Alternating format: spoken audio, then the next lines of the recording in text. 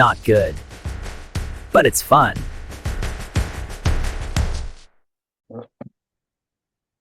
আসসালামু আলাইকুম, সবাই কেমন আছেন? আবার চলে এলাম আপনাদের সবার পছন্দের চ্যানেল 123 কাস্টে নতুন একটা ভিডিও রিয়েকশন নিয়ে। তাহলে চলুন শুরু করা যাক, আর দেরি না করে। লিবিয়া থেকে অবৈধভাবে সমুদ্র পথে ইউরোপ যাওয়ার সময় গ্রিস উপকূলে অন্তত 22 জনের মৃত্যু হয়েছে, যাদের বেশিরভাগই বাংলাদেশি। এ সময় জীবিত উদ্ধার করা হয়েছে 26 জনকে, যাদের মধ্যে 21 জনই বাংলাদেশি। বার্তা সংস্থা এএফপি জানায় 48 জন আরোহী নিয়ে একটি রাবারের নৌকা গন্তব্যহীন ভাবে 6 দিন ধরে সাগরে ভাসছিল। এতে খাবার ও পানির তীব্র সংকট দেখা দেয়। নৌকাটি শনাক্তের পর উদ্ধার অভিযান শুরু করে গ্রিসের কোস্টগার্ড। 26 জনকে জীবিত উদ্ধার করা হলেও বৈরী আবহাওয়া ও খাবারের অভাবে অন্তত 22 জনের মৃত্যু হয়। নিউজটা খুবই দুঃখজনক নিউজ। বাংলাদেশ থেকে অনেক মানুষ দেশের বাইরে যাওয়ার চেষ্টা করে, বা তারা সঠিক রুটটা না ধরে অবৈধ পথে যাওয়ার চেষ্টা করে। অ্যাকচুয়ালি আমরা যদি খুব ভালোভাবে দেখি, অ্যাকচুয়াল রুটটাও কিন্তু খুব ডিফিকাল্ট, তাই না? হুম। এইসব মানুষ দেশে থেকেও যে অনেক কিছু করতে পারবে তারও সুযোগ সুবিধা খুব কম, কারণ দেশের জনসংখ্যা অনেক অনেক বেশি একটা ছোট কান্ট্রিতে। এর আগে একটা ভিডিওতে আমি তোকে বলছিলাম যে দেশের একটা ছোট জায়গায় অনেক জনসংখ্যা হলে কি প্রবলেম হয়। তুই কিন্তু তখন ডিসঅ্যাগ্রি করছিলি, কিন্তু এই জিনিসটা দেখ, এরা কেন আহ, লিবিয়া হয়ে কি বলে ইউরোপে যাওয়ার চেষ্টা করতেছে, লাইক ইলিগাল ওয়েতে, তাই না? দ্য অনলি রিজন হচ্ছে লিগ্যাল ওয়েতে তাদের অন্য কোথাও যাওয়ার কোনো অপশন নাই। হুম। থাকলেও হয়তো বা সবাই তো ভিসা পাবে না, তাই না? এতজনকে তো লিগ্যাল ওয়েতেও ভিসা দেওয়া সম্ভব না। তো এরা ইলিগাল পথটাই বেছে নেয়, কাউকে 5 লাখ 10 লাখ টাকা দেয়। তো এরা আসলে হিউম্যান ট্রাফিকারদের টাকা দেয়। দেওয়ার পর বিভিন্নভাবে এরকম সমুদ্রের মাঝখানে একটা ছোট্ট বোট নিয়ে যাচ্ছে। হুম। যাওয়ার কারণে ওখানে খাবার থাকে না, অনেক কিছু, অনেক ভয়ঙ্কর কষ্টের ভিতর দিয়ে যায় এবং অনেকে মারা যায়। এই যে এখানে এতজন বাঙালি মারা গেল। হ্যাঁ। এতটা রিস্ক নিয়ে ইউরোপে যে কি হবে, কেন যেতে হবে? হ্যাঁ। আমার কাছে মনে হয় কেন যেতে হবে, বিকজ একটা ছোট্ট দেশের ভিতরে এত বেশি জনসংখ্যা, তাদের হয়তো বা কোনো অপশন নাই। অপশন নাই যে দেশে কোনো কিছু করতে পারবে, অথবা তারা কোনো না কোনো রিজনে পালায় যাচ্ছে, অথবা বেসিক্যালি তারা তো নতুন জীবনের আশায় দেশে বাইরে যেতে চায়, কিন্তু লিগ্যাল ওয়েতে যেতে পারতেছে না। সো ইলিগাল ওয়েটাকে তারা মনে করতেছে যে না, আমাকে যেতে হবে এইভাবে।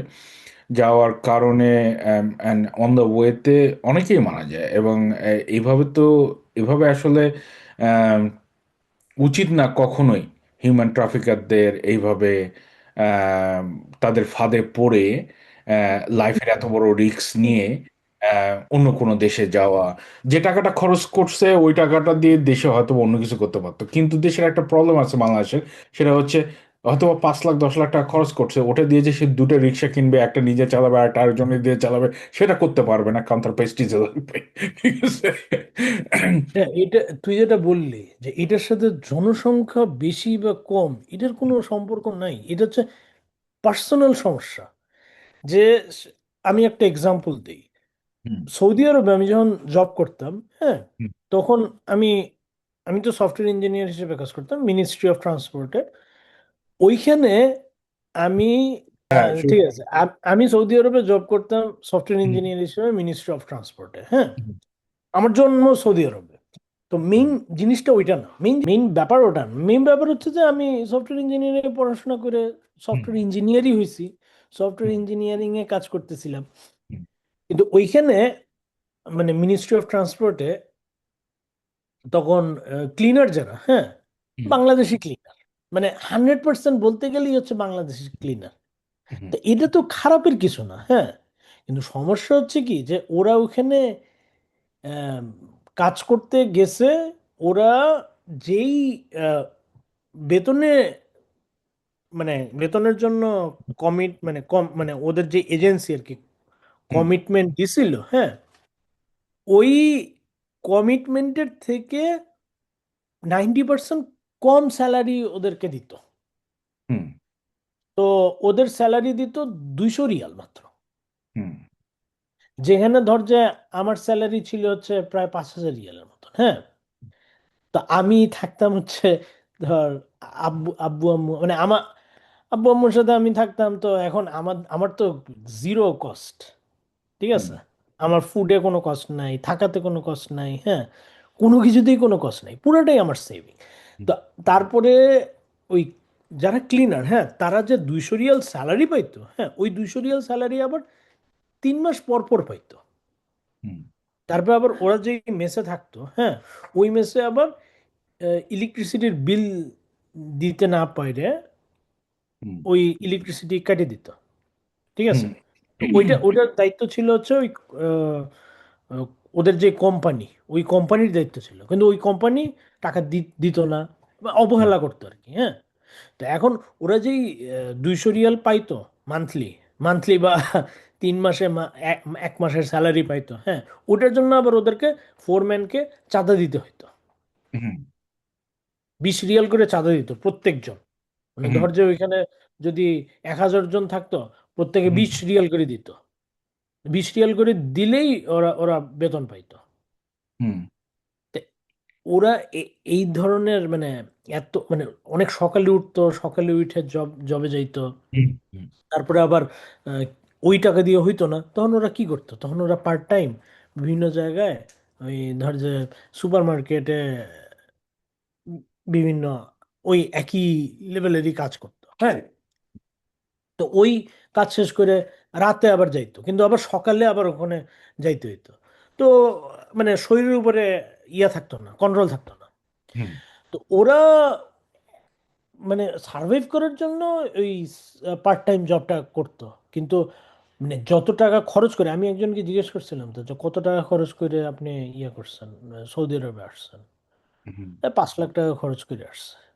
হুম 5 লাখ টাকা খরচ করে আসছে, ওই ওই টাকাটা আগে তুলবে নাকি যেই পারপাজে সৌদি আরবে গেছে ওই পারপাজ মানে বাড়িতে টাকা পাঠাবে, মানুষ হুম ফ্যামিলিকে ভরণ পোষণের ইয়া দিবে, হুম কোনটা করবে, হ্যাঁ? হুম তো ওই ওই টাকা যেটা খরচ করছে, ওই টাকাটা যদি ওইখানে না খরচ করে, কারণ ওটা যেটাই করছে, যে মানে হুম যেই ইয়াতেই খরচ করে ওরা গেছে, হ্যাঁ, পুরোটাই তো লস। কারণ হুম ও যেই টাকা খরচ করে গেছে ওই টাকা ও সৌদি আরবে থাকা অবস্থায় ওটা তুলতে পারবে না, গ্যারান্টিড। হুম এবং ম্যাক্সিমাম হচ্ছে চলে যাওয়ার পায়তারা করতেছিল যে চলে যাবে। হুম কারণ ও ওইখানে এক হচ্ছে যে হুম সৌদিদের বিহেভিয়ার খুব খারাপ। সৌদিরা হচ্ছে আহ, মানে ক্লিনার আর আহ, বাঙালি এই শব্দ দুইটা এক সমার্থক বানায় ফেলছিল। এবং যে জিনিসটা আমার খুব খারাপ লাগতো, কারণ আমার সামনেই এক আরবীয় বলতেছিল যে বল বাঙালি হুম গোসল হাদা, তো এটা পরিষ্কার করতে বললো, ক্লিন করতে বললো, হ্যাঁ। হুম তো মানে যেভাবে ট্রিট করতো বাংলাদেশিদেরকে, এবং হুম ওরাও যেই ট্রিটমেন্টটা ইন রিটার্ন দিত, ম্যাচ করতো না আর কি, হ্যাঁ। কারণ তুই যদি কাউকে ইনফেরিয়র ভাবে হুম কনসিডার করিস, এবং তারা তো ওই জিনিসটা যদি না অ্যাকসেপ্ট করে, জিনিসটা তো ব্যাকফায়ার করবে। এবং ওরা তো যেই জিনিসটা করছে যে এত টাকা খরচ করে গেছে, ওইটা তো পুরাটাই লস, ঠিক না? ওই টাকাটা যদি বাংলাদেশে কোনো একটা ইয়াতে খরচ করতো, হ্যাঁ, ব্যবসা বা ছোটখাটো কিছু একটাতে খরচ করতো, তাহলে তো হুম অ্যাটলিস্ট এত বড় লসের করতো না, ঠিক? ওদের এটা মানে ওদের এটা মেইন দায়ভার নিতে হবে যে ওদের কারণেই ওরা এই যেই যেই ইয়ার ক্ষতির মুখে সম্মুখীন হয়েছে, হ্যাঁ, এটা ওদের কারণেই হয়েছে। এটা কেন ওদের কারণে হয়েছে? তুই অ্যাকচুয়ালি জিনিসটা একটু ব্যাকট্র্যাকে চলে গেছিস। তুই যদি অরিজিনাল ভিডিওটা দেখিস, ভিডিওটা হচ্ছে ওরা হিউম্যান ট্রাফিকারদেরকে টাকা দিয়ে ওরা অবৈধ পথে ইউরোপ যাওয়ার চেষ্টা করতেছিল। হুম কারণটা হচ্ছে, আমি যে বললাম তোকে যে দেশের জনসংখ্যা অনেক বেশি, and দেশের জনসংখ্যা বেশি হওয়ার কারণে লাইফ লাইফের যে স্ট্যান্ডার্ড আছে সবাইকে তো ওয়েল ডিস্ট্রিবিউট করা সম্ভব না। হুম, বা সবাই একই ধরনের স্ট্যান্ডার্ড মেনটেন করতে পারবে না। যেহেতু মেনটেন করতে পারবে না এবং সবাই একটু আহ, উপরে উঠতে চায়, যার কারণে দেশে কোনো 5 লাখ টাকা খরচ করে একটা কাজ করাটাকে তারা মনে করবে যে প্রেস্টিজের একটা ব্যাপার, যে না আমি যদি সৌদিতে যা কাজ করি অথবা ইউরোপে যা কোনো কাজ করি, যে কোনো লেবার কাজ করি অথবা যে কাজই করি না কেন, তা আমার স্ট্যান্ডার্ডটা অনেক উপরে উঠবে। আমার ওর ফ্যামিলিও বলবে যে আমার ছেলে সৌদিতে থাকে। ওয়েট ওয়েট ওয়েট, তুই বলতেছিস যে স্ট্যান্ডার্ড টু উপরে উঠবে? স্ট্যান্ডার্ড কি উপরে উঠছিল? যে আমি যে এক্সাম্পলটা দিছি, না, রিয়েল লাইফ এক্সাম্পল দিছি, স্ট্যান্ডার্ড তুই কি তো উপরে রিয়েল এক্সাম্পল দিছিস বেসড অন ইউর এক্সপিরিয়েন্স, তাই না? যারা বাংলাদেশে আছে তারা তো এই জিনিসটা জানে না, তাই না? তারা, তাদেরকে উঠছেই? তুই যদি বলিস যে রিয়েলিটি হচ্ছে এইরকম, হ্যাঁ, কিন্তু না, তারা শুনবে না। তারা মনে করবে যে তুই চেষ্টা করতেছিস সে যাতে দেশের বাইরে না যায়, ঠিক না আছে? যায়, রাইট রাইট রাইট, তারা এক্স্যাক্টলি। এটাকে নেগেটিভ ভাবে নিবে, নেগেটিভ ভাবে নিয়ে তারা চিন্তা করবে যে আমার জীবন ধ্বংস করতে চায় এ, আমাকে এর কথা মানে শুনবো না। ইয়ে করতেছে। হ্যাঁ, এর কথা শুনবো না, আমাকে যেতেই হবে। কত মানুষ দেশে সৌদিতে যাচ্ছে, অনেক টাকা ইনকাম করে ফেলছে, আমাকেও যেতে হবে। যাওয়ার পর আমি অনেক বড় লোক হয়ে যাব, আমার স্ট্যান্ডার্ড অনেক উপরে উঠবে, আমি এখানে বাসায় দেশে একটা 4 তলা বাড়ি বানায় ফেলবো। হ্যাঁ, তো এইরকম যে মেন্টালিটি আছে, এই মেন্টালিটিটা হয়েছে কি কারণে? একটা কালচারগত প্রবলেম আছে। কালচারগত প্রবলেমটা হচ্ছে কাজকে আহ, এই ইন্ডিয়াতে একটা ব্যাপার আছে না, ইন্ডিয়াতে প্রথাগত একটা ব্যাপার আছে না, প্রথা মানে ক্লাসিফিকেশন, যে ওরা মানে লোয়ার কাস্ট, কাস্টিং সিস্টেম। বাংলাদেশের কালচারেও কিন্তু একটা কাস্টিং সিস্টেম আছে। কাস্টিং সিস্টেমটা হচ্ছে অনেকটা এরকম, ওরা অনেক গরিব, ওরা রিক্সা চালক, ওরা বস্তিতে থাকে। হ্যাঁ, আমি মিডল ক্লাস, আমি অ্যাপার্টমেন্টে থাকি। ওইটা শুধু বাংলাদেশ না, ওইটা সব জায়গায় আছে। সব জায়গাতে থাকলো বাংলাদেশের কালচারে এই জিনিসটা। আচ্ছা, সব জায়গাতে যদি থাকে, তোকে আমি একটা জিনিস বলি। জাপানে একটা মেয়ে ধর রেস্টুরেন্টে কাজ করতে পারে, হ্যাঁ, no matter what background she is coming from. সেইটা সেইটা বাংলাদেশে সমস্যা। একটা মেয়ে যে রেস্টুরেন্টে কাজ করতে পারবে, হ্যাঁ, মিডল ক্লাস ফ্যামিলি একটা মেয়ে, যার বাবা হয়তো বা শিক্ষক অথবা ইউনিভার্সিটির প্রফেসর অথবা বাপ মা হচ্ছে ডক্টর অথবা সামথিং লাইক দিস।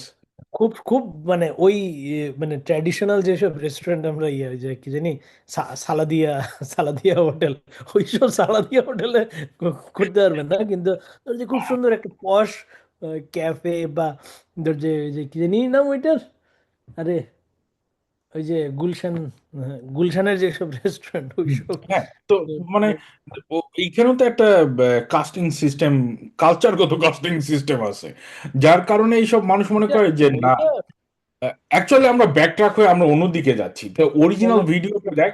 তুই বারবার অরিজিনাল ভিডিও থেকে সরে যাচ্ছিস কেন, কমেন্ট না করা না না, বাদ দিয়ে? ওখান থেকে সরে যায়নি, তুই তুই যে জিনিসটা বলছিস, হ্যাঁ, ওই জিনিসটা থেকেই আমি বলতেছি যে কেন, হ্যাঁ, কেন মানে বাইরে যাওয়াটা জাস্টিফাইড না সব সময়। হ্যাঁ, এরা হুম, জাস্টিফাইড বানাইতেছে। হ্যাঁ, হুম, মানে আমি আমি বাইরে আছি তার মানে এটা এটা বলতেছি না যে আমি বাইরে আসছি তাহলে আমি কেন বলতেছি। ব্যাপারটা হচ্ছে যে বাইরে যাওয়াটা সবসময় জাস্টিফাইড না। এরা যে জীবনের রিস্ক নিয়ে যাইতেছে, হ্যাঁ, জীবন, ওইটা তো যে কেউই বুঝবে যে ওখানে জীবনের রিস্ক নিয়ে ওটা চাইতেছে। হুম, কেন জীবনের, ওইখানে টাকার রিস্ক ছিল, আমি যে এক্সাম্পলটা দিছি ওখানে টাকার রিস্ক ছিল। আর ওরা হুম, যেটা করছে যে হুম, জীবনের রিস্ক নিয়ে যাচ্ছে। হ্যাঁ, হুম, তো জীবনের রিস্ক নিয়ে যাচ্ছে, আর কেউ কেউ টাকার রিস্ক নিয়ে। রিস্কই তো ওইভাবে নেওয়ার দরকার নেই যদি তোমার জীবনের সবকিছু,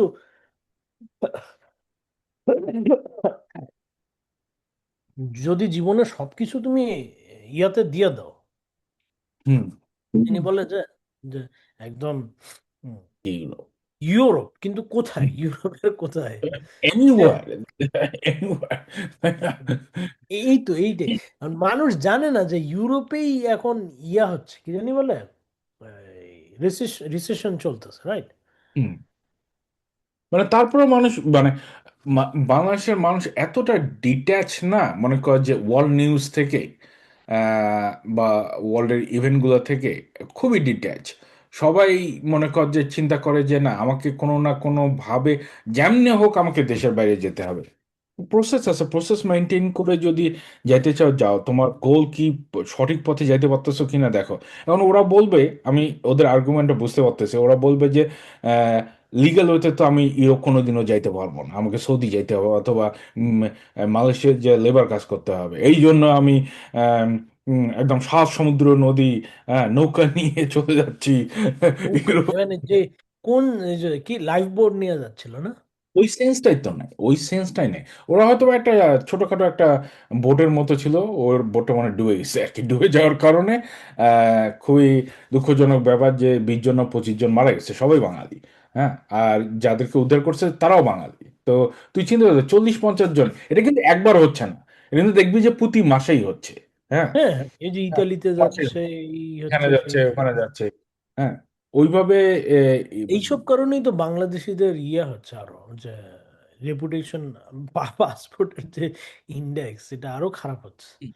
চিন্তা করিস যে না, দেশের জনসংখ্যা আরো বাড়াইতে হবে, দেশের জন্য বাড়াইতে হবে। আমি, আরে তুই বারবার জনসংখ্যা নিয়ে কথা বলছিস কেন? আমি বলছি যে জনসংখ্যার দরকার আছে। জনসংখ্যা, জনসংখ্যা নিয়ে কোনো এটা ম্যাটারই করে না, না, জনসংখ্যা ম্যাটারই করে না। আচ্ছা বল, বাংলাদেশে জনসংখ্যা বাংলাদেশে কোনো ম্যাটারই করে না যখন তোর মেন্টালিটি এবং সোসাইটি যদি হুম, সিঙ্ক থাকে না।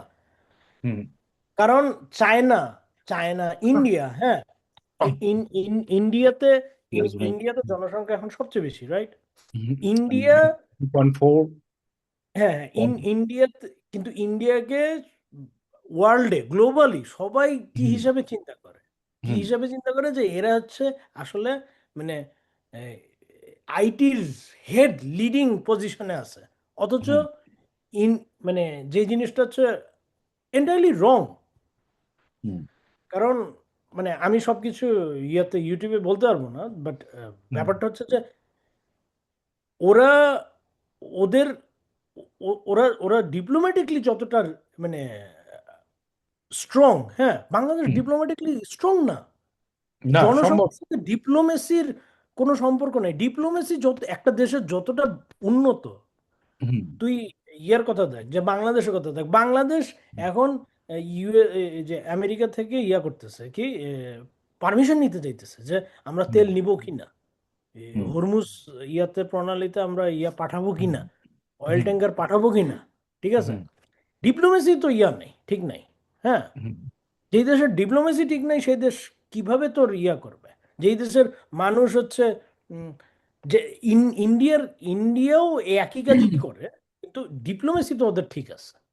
ওদের ওরা ডিপ্লোমাসিটা অ্যাটলিস্ট ভেরি ডিপ্লোমেসিটা ঠিক ডিফারেন্ট। আছে। হ্যাঁ, ওরা আর ওদের ওখান থেকে, তুই আইটির কথা বলি তো, তোকে বলি আইটি অথবা অন্য অন্য সেক্টরের যে যে লোকজন যায় বা ইন্ডিয়া থেকে লিগ্যাল ওয়েতে যায়, যদিও কিছু কিছু আছে ফেক সার্টিফিকেট নিয়ে যায়, তারপরেও বলতেছি যে ওরা লিগ্যাল ওয়েতেই যায়। যাওয়ার পর ওইসব কান্ট্রিতে যারা ওদেরকে প্রায়োরিটি দেয়, তার জন্য ওদের ডিপ্লোমেসিটা খুবই strong. any European country, America or Australia. না না, এখানে একটা ব্যাপার আছে, তুই যেটা বললি যে এর মধ্যেও একটা ব্যাপার আছে। কারণ ফর এক্সাম্পল, আমি যেই কোম্পানিতে কাজ করি সেই কোম্পানির এক্সাম্পল দিই। সমস্যাটা হচ্ছে কি, যে একটা ইন্ডিয়ান এমপ্লয়ি যখন একটা টিমে ঢুকে, ওখানে যদি আরেকটা ইন্ডিয়ান এমপ্লয়ি থাকে তখন একজন আরেকজনকে ফেভার করে, হ্যাঁ।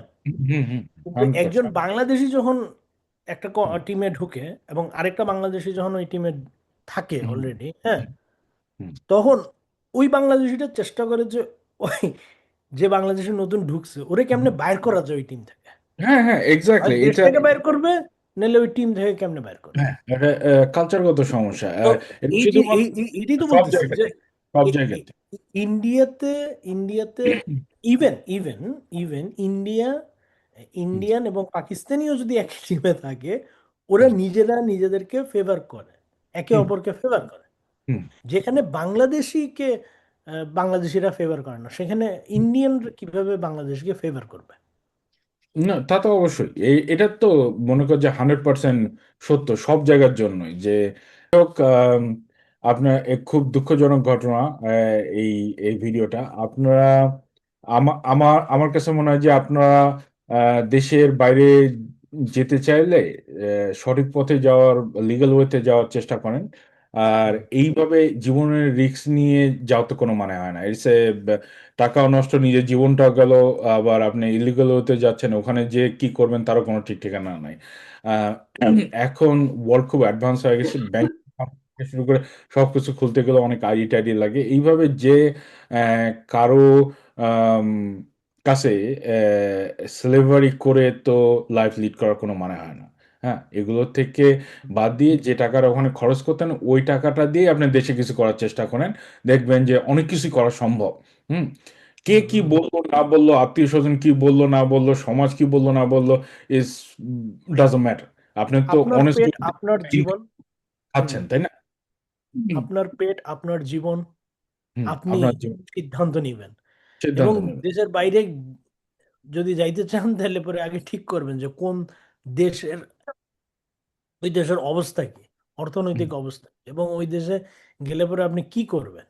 কি করবেন, আপনার স্কিলটা কি, আগে একটা স্কিল ডেভেলপ করেন। হুম। ডেভেলপ করে দেখেন যে যে না, আমি আমার এই স্কিলটা আছে, আমি এইভাবে ওই দেশে যেতে চাই, যাতে আমাকে ওরা ওই স্কিলের উপর বেস করে আমি ভালো জব করতে পারি। আর আমাদের ভিডিওটা ভালো লাগলে লাইক, শেয়ার অ্যান্ড সাবস্ক্রাইব করবেন, অ্যান্ড এইরকম অবৈধ রাস্তা থেকে অনেক দূরে থাকবেন, এবং বেশি বেশি করে কমেন্ট করবেন। আহ, এই তো। বৈধ সুন্দর ও সুন্দর কমেন্ট যা হয়। Not good. But it's fun.